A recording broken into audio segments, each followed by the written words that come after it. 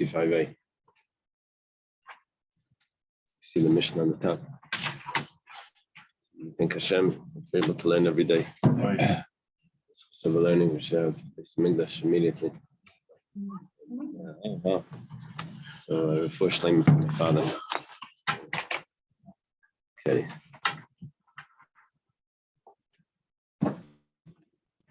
Now the Mishnah begins. Nedarim Daf.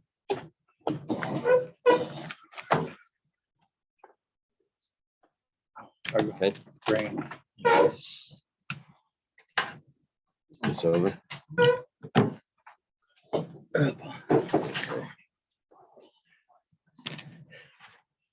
If someone takes a vow that he's not going to have dagan, which means grain, he's not allowed to have this, what they translated yesterday as cowpea. It's an Egyptian bean when it's dry. Give Rabbi Meir. That's the words of Rabbi Meir. We'll see all this commentary. The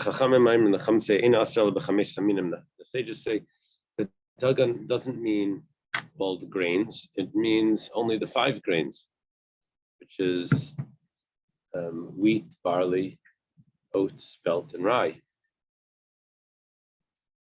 So Rabbi Meir says, the Gemara is going to tell us later that it's not specifically Rabbi Meir, it's everyone would agree with this, that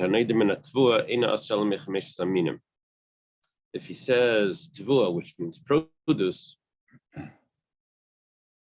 or grain, see the words are interchangeable, produce,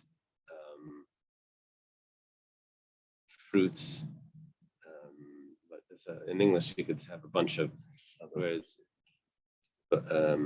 corn, meal. So produce will cover all of them. Yeah, in English it gets translated differently, but Tavua could be translated as grain, it could also be translated as produce. But here, someone that takes a vow from Tavua, he's only going to be prohibited from having the 5 grains. If someone takes a vow from dagan, which we said was also grain, Asr bakol, then he's prohibited on everything. That was Rabbi Meir's view.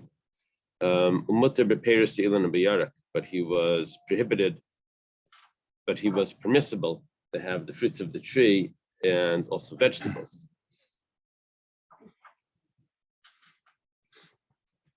Let's take a look at the Gemara, because the Gemara spells out what the issue over here is. Lameimra, does this mean to say the dagan called the midgan mashma? Or no, it's actually not a question.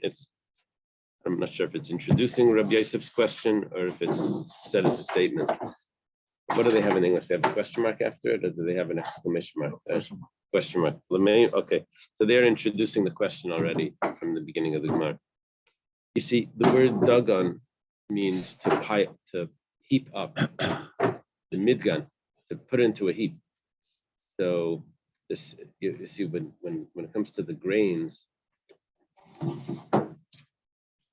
can store the grains, and you can store them for years, the grains, and you just pile it up into a heap, and they're all, first of all, they're all harvested at the same time.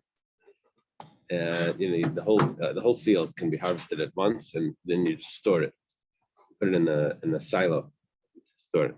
So the word midgan means to heap it up, and the word dagan are associated, the same word. So we're saying that if someone takes a vow from dagan, then that would really include anything that could be heaped into a pile.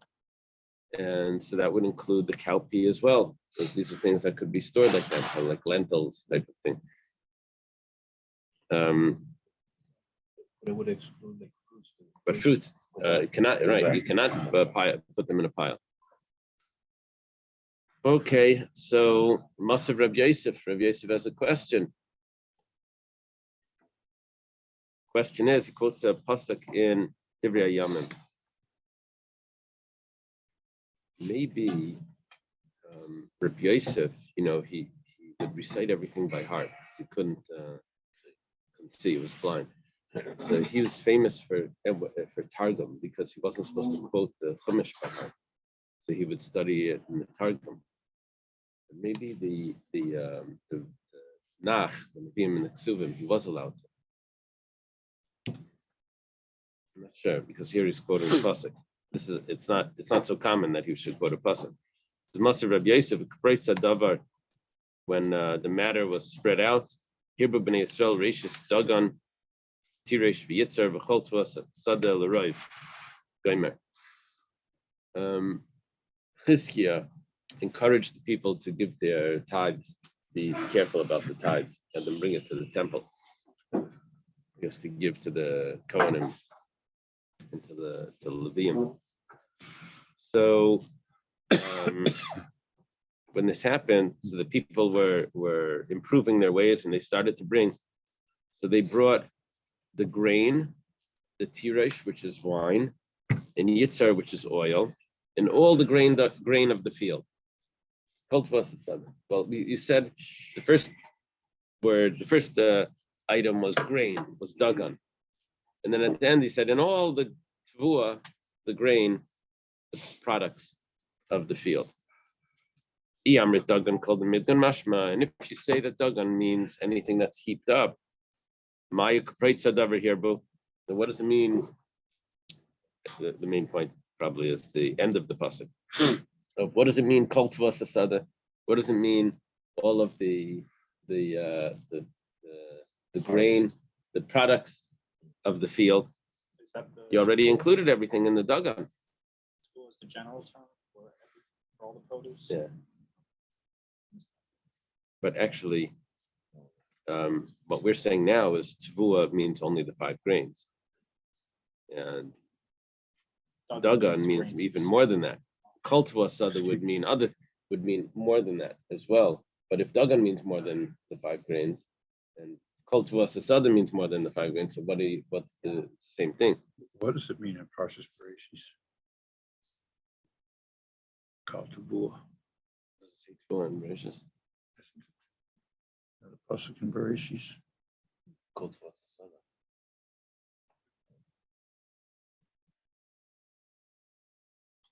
Siach asada terem. That's in Bereshis, Right. No, Bereshis. What are you talking about? Are you talking about in like It's not Mikates and Parshas Vayuga? Bereshis. They went to get Pasuk No. when he gave to Adam Kol Tavua. I don't remember that. It's used as a more inclusive term.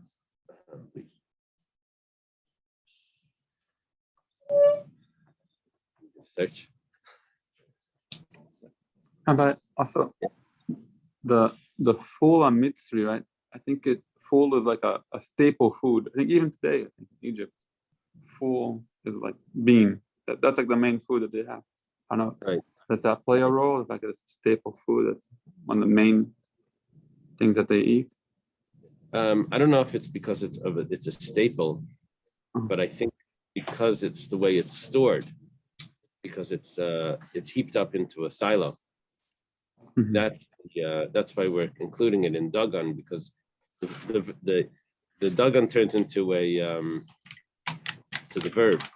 Dagan is the grain, and the midgan is what's heaped up.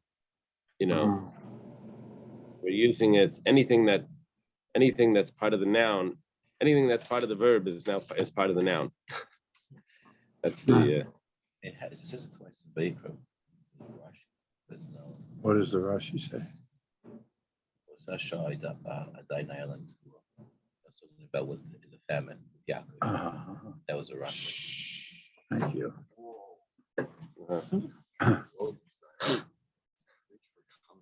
Wow. Okay. I forgot what it felt. So Amar Abaya says, "Let's see Ilan B'Yerek." At that time, by Chizkiah, when they were doing the tithing, and they did more than just dagan, they also did kol tuas hasada. What they added in over there was also the fruits. They were tithing the fruits and also the vegetables. Biblically, that's not required, but rabbinically, that's tithing is done from that as well. Biblically, it's only the grain, the wine, and the oil. Okay, now, Rabbi Meir Meir says it's someone that takes a vow from Tavua, which we said was produce or grain harvest. It's only referring to the 5 grains. Rabbi Yochanan says everyone agrees to this. That if he says a vow that he's not going to have Tavua, he's only not allowed to have the 5 grains. Tanya Namihachi, you have a brisa that says Shavin, and everyone agrees that if he takes a vow from grain, he's only prohibited to have the 5 grains. Shita, this is obvious. Why is it so obvious? So the commentary here.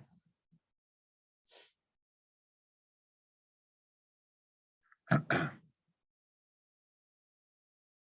1 second. There was a commentary here that described that. Shita.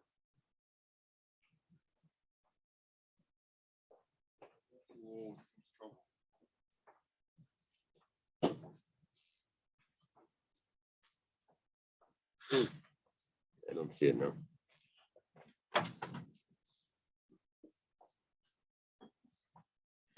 Between those 2 statements here, it says the rabbis don't agree with Rabbi Meir that it's correct. Do you know why? The rabbis don't agree or they do agree? It says here, the rabbis don't agree with Rabbi Meir. Like in between the first statement where he says that, and then the other one where it says about the prices, like it has that line, like they don't agree. So 1 second. Rabbi Yochanan says that everyone agrees that Tavua is only the 5 grains. The brisa says everyone agrees that Tavua is only the 5 grains. And in between that, it says here the rabbis don't agree. It probably means the rabbis don't disagree. Yeah, sorry. Yeah. That's exactly what it says. Okay. That deserves 1 star. Yeah, it's confusing because it's Yeah. not disagree. Yeah. So Gemara says pshita. I guess the pshita is that Tavua we know means 5 grains. Gemara says, well, mal the tema Tavua kol mili mashma, mashma and mashma kol mili. I could have thought that Tavua means everything.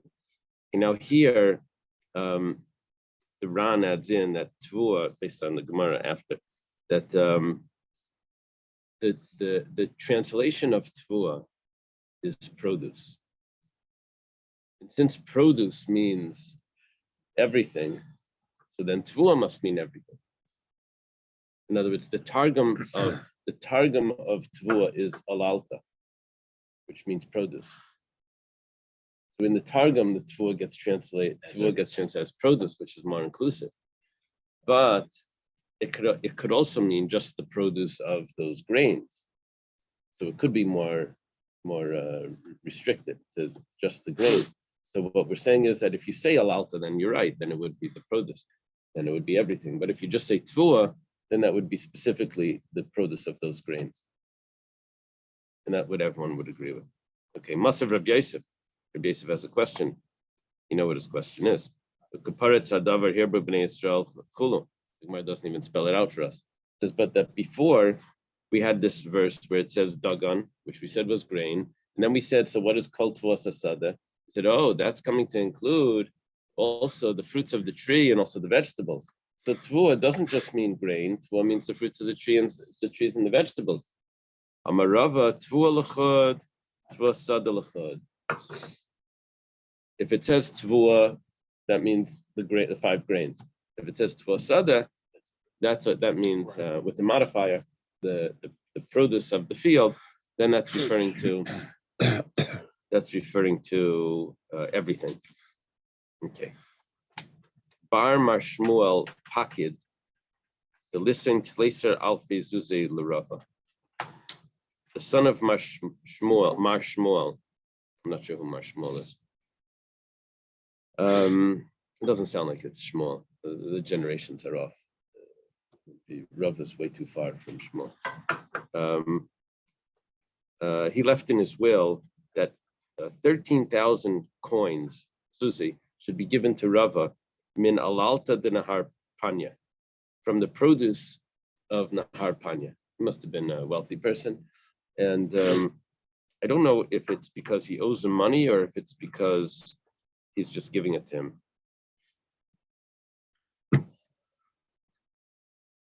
Okay. Shalcha Rava, the Kamed Rav Yosef. The Rava sends in front of Rav Yosef, Alalta Hechi Mekaria. What is, when he says the produce, what is he referring to? So, Amar Rav Yosef, Masnisani. It's clearly a Mishnah. V'shavim b'neidim in Tavua, she'inasel mechamesh minim. Now here you see Rav Yosef's expertise in the Targum, because he says, oh, he said Alalta. Alalta means Tavua. At least in the Targum, when it says Tavua in the Torah, it says over there, that pasuk, if you want to look it up, a pasuk that you were on before. So you click on it. Is it in Safaria? And click on it, and it will offer you commentaries. Yeah. Then it's going to say Alalta. We'll say on Tavua, it's going to say Alalta. So Alalta means, if Tavua only means the 5 grains, and Alalta only means the 5 grains. So Rabbi Yosef just limited what Rava can take is just from the 5 grains. Oh, was it that? No, who says that? Because I don't see it in my commentaries on the page. Did they quote it from someone?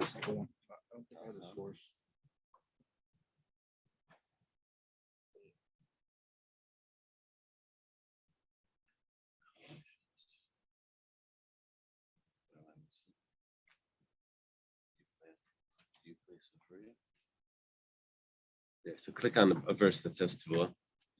Did you find it? Oh, I went back into it.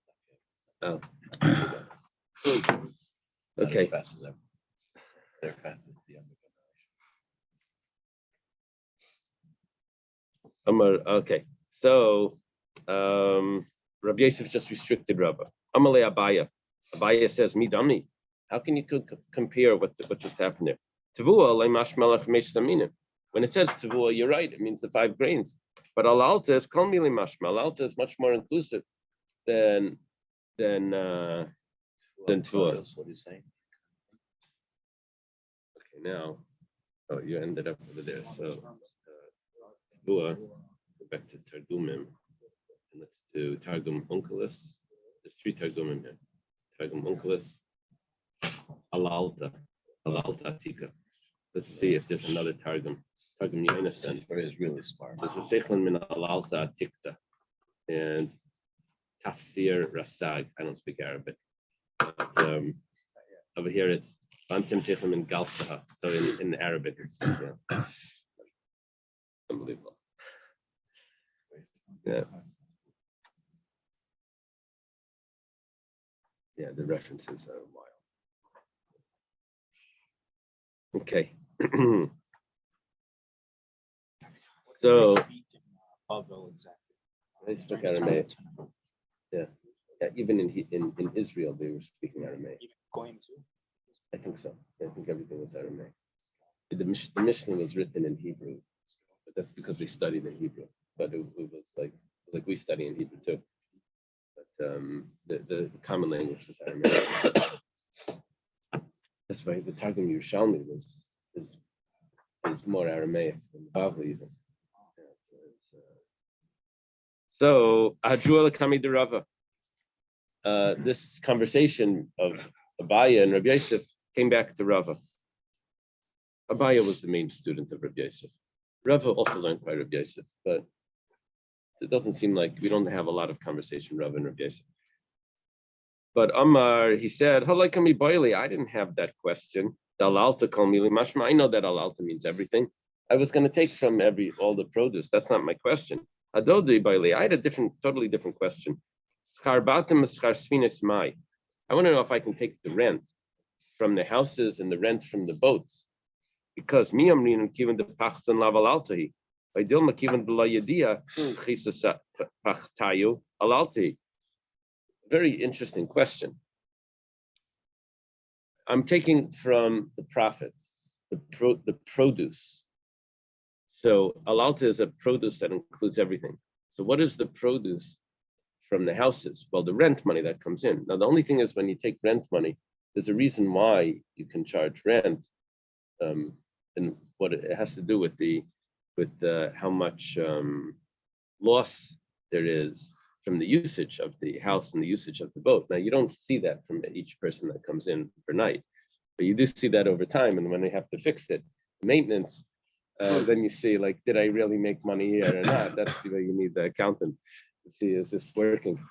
But so because you don't see it right away, so maybe it's considered the money's coming in, and the guy thinks, look, I'm making money. But then at the end of the year, when you have to pay the bill for the new roof and for the new this and then that, you didn't make any money. So since you don't notice the loss, maybe the money that comes in is considered produce, profit. Or maybe because you don't really make money, you don't necessarily make money. And there is every day, there is a little bit of wear and tear. There is loss on it. So you don't make. So he says, is that considered produce or not? The rent money. It's a very interesting question. Samru Rabbana Kamei Rav Yosef.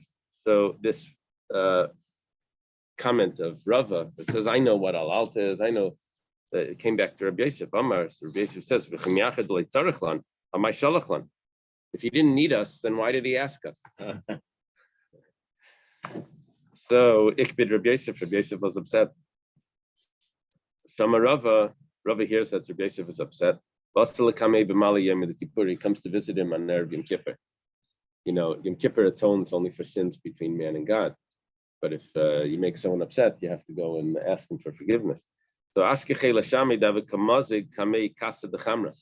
he's mixing wine for Rabbi Yosef. I didn't know you drink wine on Erev Yom Kippur. I thought we don't drink wine. Anyway, they drink wine. So there's mixing the wine. The servant of Rabbi Yosef is mixing the wine. Amalei havli dam zigleana. Says, give it to me. I want to mix the wine. This is Rava. So Yoavle. Now remember, Rabbi Yosef is blind. So he gives it to him. And he mixes the wine. Kikashasi, when Rabbi Yosef is drinking, Amar, he says, Hadain mizka dami, the mizka de Rava Breda Rav Yosef bar Chama. This wine mixture is exactly the way Rava bar Yosef bar Chama, Breda Rav Yosef bar Chama. That's the way he would mix it. Now we actually have Gemaras that tell us that Rava held that wine needs to be mixed 1/3 wine and 2 parts water. So we know how we mix it. So Amalei, who knew? He says it is I, or it is him. So Amalei, like don't sit down until you tell me the interpretation of the following passage. What's the meaning of the pasuk? Midbar matana nachliel bames. In the travels, that they went from the desert to Matana, and from the Matana they went to Nachliel, and Nachliel they went to Bamis. Those are places in the travels of the Song of the Well, right? Yeah, Parshas Chukas. Where is this? The Song of the Well. Oh, this is by the this is the Parshas Chukas after that was the special miracle that Mary. Oh, when the to take up the blood. Okay. So Amalei Kivan Sha'isa Adam Asasmei Kamidbar. He said, this is Rav, I guess, saying that when a person makes himself like a desert, that it's ownerless, Torah Nitin Matana. So it goes Midbar Matana. From the desert goes the gift. So if he humbles himself, makes himself like ownerless, so then he gets the gift. Shnemar umi midbar matana. Even nasan le matana, once it's given to him as a gift, nachalu kel, he inherits God. Shnemar umi matana nachliel. Even shenachalu kel, once he inherits God, then it becomes great. Shnemar menachliel bamis. Bamis means the heights. But if he becomes haughty, then Hashem lowers him down. Gai means a valley. From the heights, he ends up in the valley. But not only that, but they sink him into the earth. he gazes over the face of the plane. But if he returns to being humble, then HaKadosh Baruch Hu Magbiyah, then Hashem raises him up. That's a quote from one of the Haftarahs in Yeshaya. That was a big jump. That the valleys will be raised up. Okay. What Rabbi Yosef was teaching Rava here was that he shouldn't be haughty. So he asked him as a question, and then he would answer it on his own. It's a good teaching method. What do you think is What did he end up? Yeah. Why did he have to do this? The pasuk is the pasuk is missing the lamed, the prefix lamed. Midbar lematana, mimatana lenachliel. It's missing the prefix. The le. They went from here to. It should be midbar lematana, mimatana lenachliel, lenachliel lebamit. It should say that. So, how does this resolve that? That I don't know. Well, they had No, meaning. That's it. Okay. Yeah.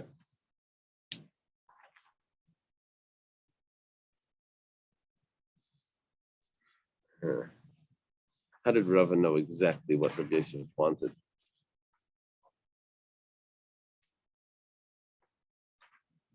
Maybe Rava was going to come up with another pshat. Maybe this is something that they learned together. Okay. I'm not sure if it's the same question, but like at the beginning, like it seemed like he was gonna ask him, and then they just went back and forth. Like, Right. asking. Yeah, what happened to the request for forgiveness? I don't know, was this like their way? Torah. I guess what he wanted to show was that he wants to serve her. That was the Tanya. It's taught in a brisa.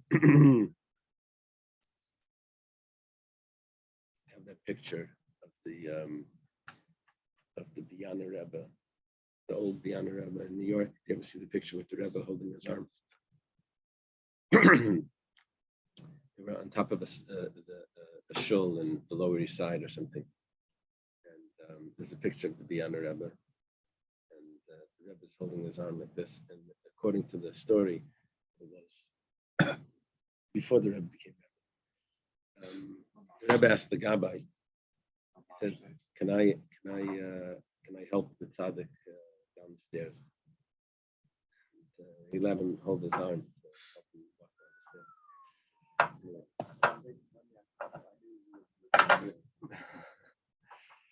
Anyway, yeah, Biana Rebbe.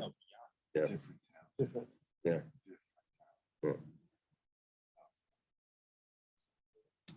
Biana is a descendant of Russian, maybe Israel of Russian. So the Ger and then Bian. Tanya, start in a brisa. Hanoidim in a dagan. Someone took a vow from grain. That's what we had in our Mishnah. Asaraf bepula mitzri yavish. He's not allowed to have the pula mitzri, which is the Egyptian bean, which you translate as a cowpea, when it's dried. But he's allowed to have that when it's moist. That's not considered a grain. Is allowed to have white rice. Now, oiras is machlekes rice, if it means rice or millet. That's why we have a confusion about the bracha on rice. It's because we know what the bracha is on oiras, but we don't know what oiras is. Yes. Yeah, this is it. Yeah, how do you get that? That's Just Oh man. very good. This is the picture. Field trip. Wow, yeah.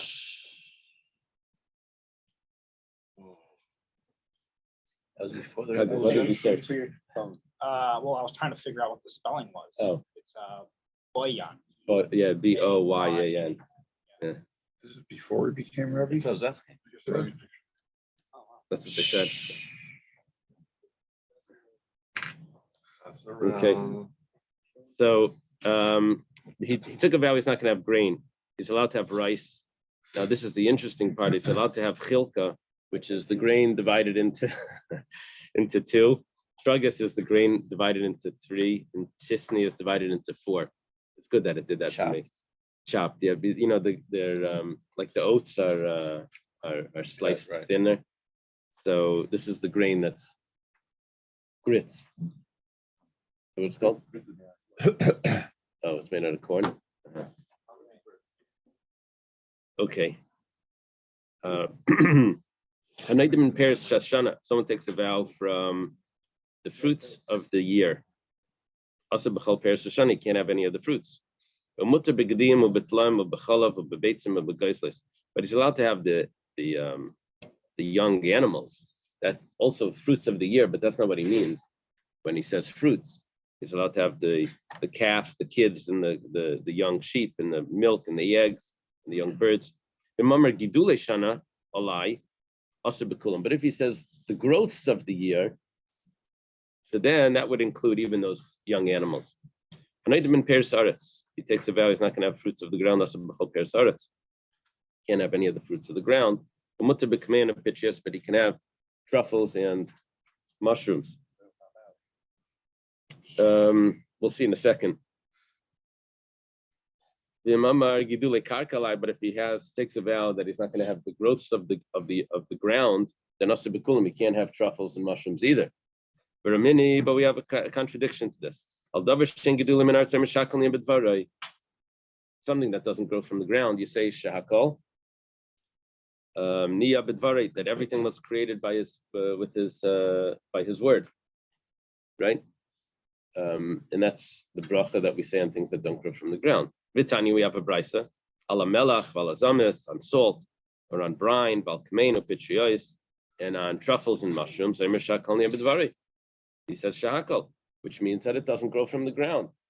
So how do you tell me before that if he takes a vow that he's not going to have things that grow from the ground, he's not allowed to have mushrooms and truffles? But we say over here in laws of brachas that it doesn't grow from the ground. And in the laws of Nedarim, it says that it does grow from the ground. Amar Abaya. Abaya says, Mir baravu me'ara, but meinak me'avira yanki v'lei me'ara. It grows from the ground, but it gets its nourishment from the ear, not from the ground. That's what it means. It grows out of the ground, but it doesn't get its nourishment from the soil. It gets its nourishment from the ear. Fungi. Okay. Yeah, well, I think it just means that it happens to have certain places where it grows best, but the nourishment comes from the air, the moisture.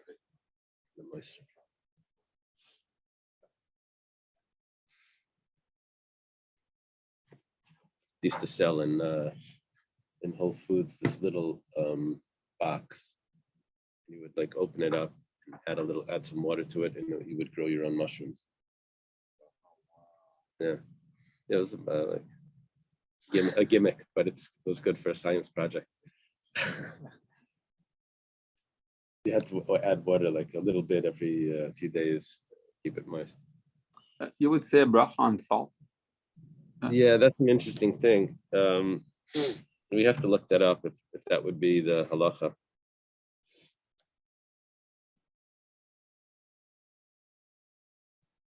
I don't know. Today we don't say a bracha on salt. Doesn't grow. No, shahakal. Say shahakal. The Mishnah would say, the Brisa says that you say shahakal. What we did over here was we did a comparison between the Mishnah and the Brisa. The Mishnah says that it's something that doesn't grow from the ground, and then the Brisa quotes that that means mushrooms and truffles. And so that comparison told me that it doesn't grow from the ground. That's why we have the question. Okay, but you said it grows, it's something that doesn't grow from the ground. And here you tell me that it does grow from the ground. Say it doesn't get nourished from the ground. We have to adjust it a little bit. Okay, I don't know if it means to adjust actually the words of it or just to adjust the interpretation. It's very Make brachas on interesting. Spices, well, no spice. Pepper.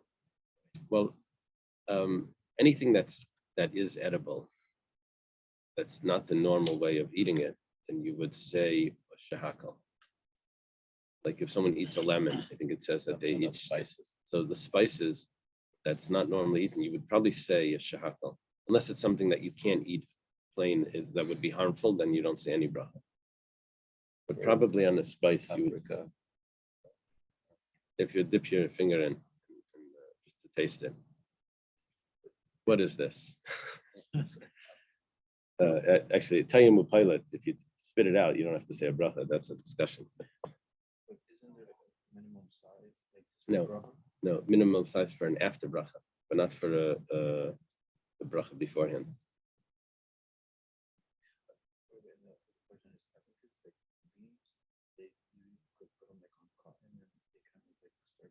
Yeah. But then they'll need the soil to get the nutrients out. Yeah, that's just starting it. Yeah. Yeah, you can sprout it in whatever. If someone takes a vow, he's not going to have benefit from a garment.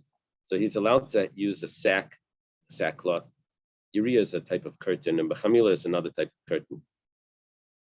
Yeah. Sometimes you see like homeless that are dressed like this. They walk around with some strange. But that's not considered what this person took the vow, what he meant, right? And the Mendy and the Golem, the guy that got shipwrecked, you saw him, he was wearing a barrel. So the comment of it was, you look like you're in a pickle.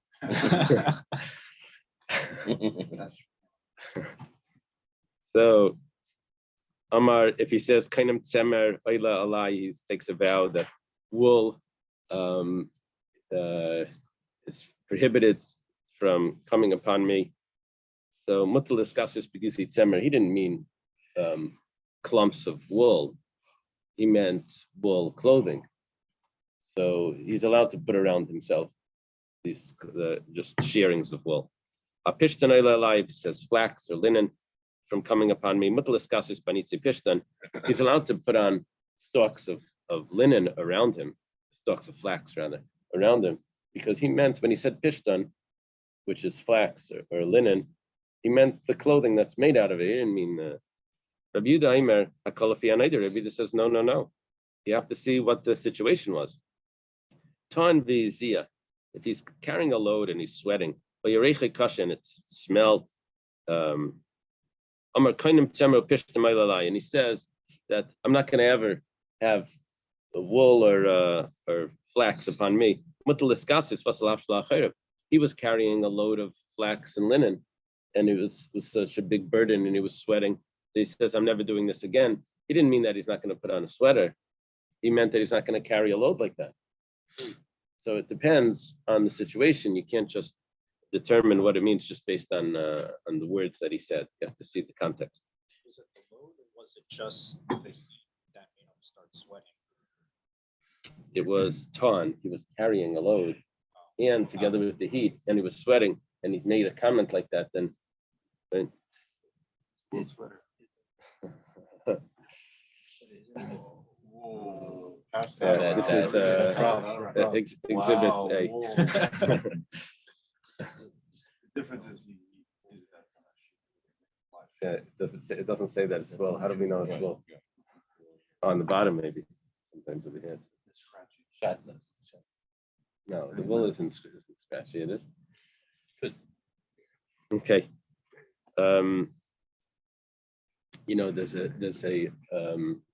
There's an emblem for wool that it's like this triangle where it goes over it. And they're for 100% wool, and for those items, I think they don't need to check them. It's a hechsher. Yeah, but it's not a hechsher like from the. It's just 100% wool. It has a certain emblem that they put on it. It's You not a can't halacha tell. sheda. I'm looking Nowadays, you don't. I mean, things get so complicated today. So the shantness guy can tell. He pulls the thing out and he puts a little chemical on it. Tanya, hanayder minaksus mutter b'sakabriya b'chamila. If someone takes a vow, he's not going to have benefit from this garment, from garments. So he's allowed to have sack and curtains, but also he's not allowed to have funda, which is a money belt, but paskia, which is a sash, a very thick belt, a leather belt, ubesikurtaya, and another type of garment. We'll see. It's like an apron. Ubekat balia. This is a leather mat. Ba'anpala is leather socks. I've never seen leather socks. It must mean like the shoes like the ballet shoes. It's like leather. Upalinia is a type of apron also. Michnasayim and pants, bekaiva, and a hat. My iskorti. What was you said? Sukortaya. What is that? Sukorti. Amar Rabba Chana kituna detzala. It's a tanner's apron. Okay. A leather apron. Tanya yaitze b'sakava. Now we have a brisa from Masechta Shabbos that a person is allowed to wear a thick sack, ubesagos, in a blanket of a ubiyuriya b'chamila pnei geshamim. And these sort of, did you see it?